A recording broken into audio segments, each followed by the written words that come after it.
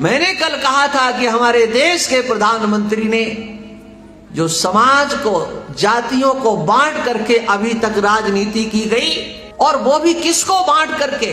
केवल हिंदू समाज को जातियों में बांट करके, और वो भी अरे ये बहुत छोटा है, ये छोटा है, तुम बीच के हो, वो सबसे बड़े हैं। और फिर कहानियों के माध्यम से मनगढ़ंत कथाओं को गढ़ लिया गया और आपस में विद्वेष कराने का षड्यंत्र किया गया।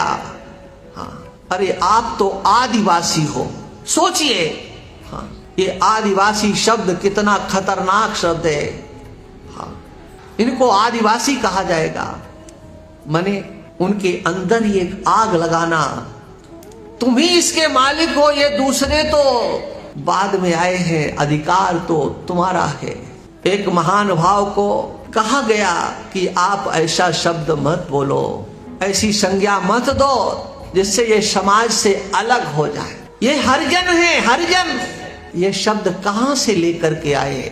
हाँ, अच्छा, वो हरिजन है और हम हरि के दुश्मन हैं, क्या अर्थ हुआ भाई? आप भेद की दीवारें खड़ी कर रहे हो और वो भेद की दीवारें बहुत सी खड़ी करके चले गए। मुझे भागवत कहना है, अन्यथा मैं आपको बता सकता हूं कि इन लोगों के द्वारा हिंदू समाज को बर्बाद करने के लिए कोई कसर नहीं छोड़ी, और जिसने किया है उसका नाम हम नहीं लेते। लेकिन आप सब समझदारों का ये उत्तरदायित्व है। गलतियां उन्होंने की है, ये हमारा समाज क्यों दंड का भागी बने? आने वाली पीढ़ी क्यों उन गलतियों का फल भोगे? इसलिए समय है हम लोग एक आवाज में एक साथ बंद करके रहें। हम हिंदू हैं, हमारी एक पहचान है, हमारे घर का खान पान, रहन सहन हमारे घर के अंदर है। कहां लिखा है कि किसी को छू लोगे तो तुम पतित हो जाओगे, तुम्हें पाप लगेगा? किस शास्त्र में लिखा हुआ है? सोचो जरा, कहीं नहीं लिखा है। और अगर ऐसा लिखा है तो कोई हमको दिखाए कि कहां लिखा है, क्या स्थिति है। इसलिए समाज को जोड़ना है, तोड़ने वाले तोड़ करके चले गए। अपने देश के प्रधानमंत्री को देखो, गाली देने वालों के लिए भी उनको भी अपना परिवार बताते हैं। अहरनिश उनका बुरा सोचने वाले भी, बुरा सोचने वालों का भी वो बुरा नहीं सोचते हैं। मुखिया ऐसा ही चाहिए। और हम लोग जहां हैं, जितनी सामर्थ्य है, हम सब प्रधान हैं।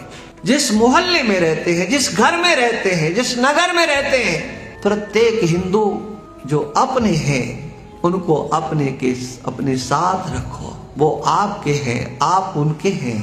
इसलिए इन 5 अध्यायों में इस व्यवस्था का वर्णन किया गया है। एक व्यवस्था है। और एक बात और भी कह दूं, पूरे विश्व में हमारी इस व्यवस्था को अपनाए बिना कोई राष्ट्र चल ही नहीं सकता है। नाम बदल सकते हो आप, व्यवस्था नहीं बदल सकते हो। इसलिए मैं बुद्धिमानों के लिए बात कह रहा हूं, बताओ ऐसा कौन सा देश है जिसे अच्छे शिक्षकों की आवश्यकता नहीं है, अच्छे रक्षकों की आवश्यकता नहीं है, अच्छे श्रमिकों की आवश्यकता नहीं है, अच्छे व्यापारियों की आवश्यकता नहीं है? ऐसा कोई देश बता दो। कोई भी देश है उसने इन सबको प्रोत्साहित किया है। अच्छे शिक्षक की आवश्यकता है, रक्षकों की आवश्यकता है, श्रमिकों की आवश्यकता है, सृजनकर्ताओं की, किसानों की, व्यापारियों की आवश्यकता है। अच्छे से अच्छे चाहिए, और तभी कोई भी राष्ट्र संपन्नता से परिपूर्ण हो सकता है। और यही हमारे समाज की व्यवस्था है। लेकिन उस व्यवस्था को आज दूसरे ढंग से नेताओं ने समाज में प्रदर्शित करने का कार्य किया है। आज उत्तरदायित्व तो हमारा, आपका, सबका बनता है कि हम एक सूत्र में बंधे। समरसता हमारे जीवन का अंग होना चाहिए, और वो समरसता है एक हिंदुत्व। और हिंदू के सिवा समरसता नाम की कहीं चीज नहीं है। समरसता नाम की बात छोड़ दो, मानवता नाम की चीज कहीं नहीं है। इसलिए हम लोगों को अपने समाज के लिए, अपने राष्ट्र के लिए, अपने धर्म के लिए जागृत होने की आवश्यकता है।